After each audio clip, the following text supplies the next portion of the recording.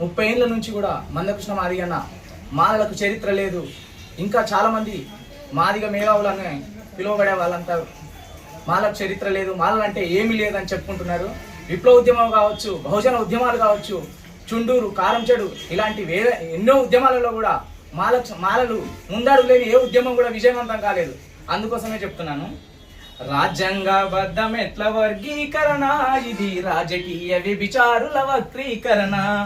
రాజ్యాంగబద్ధం ఎట్ల వర్గీకరణ, ఇది రాజకీయ వ్యభిచారుల వక్రీకరణ.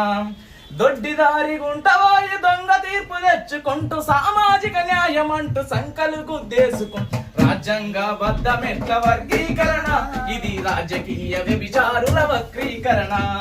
రాజ్యాంగబద్ధం ఎట్ల వర్గీకరణ, ఇది రాజకీయ వ్యభిచారుల వక్రీకరణ.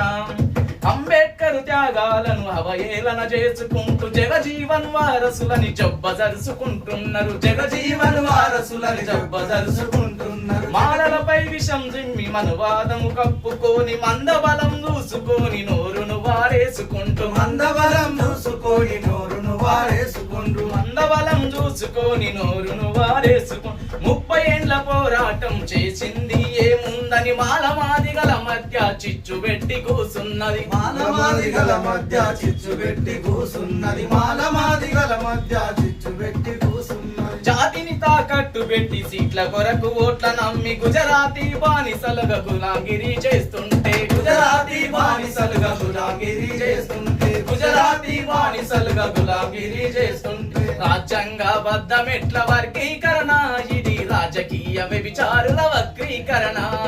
రాజ్యాంగబద్ధం ఎట్ల వర్గీకరణ, ఇది రాజకీయ వ్యభిచారుల వక్రీకరణ. దొడ్డిదారి గుంటవాయి దొంగ తీర్పు తెచ్చుకుంటూ సామాజిక న్యాయం అంటూ సంకలు గుద్దేసుకుంటూ రాజ్యాంగబద్ధం ఎట్ల వర్గీకరణ, ఇది రాజకీయ వ్యభిచారుల వక్రీకరణ, ఇది రాజకీయ వ్యభిచారుల వక్రీకరణ. జై భీమ్, జై మాలా.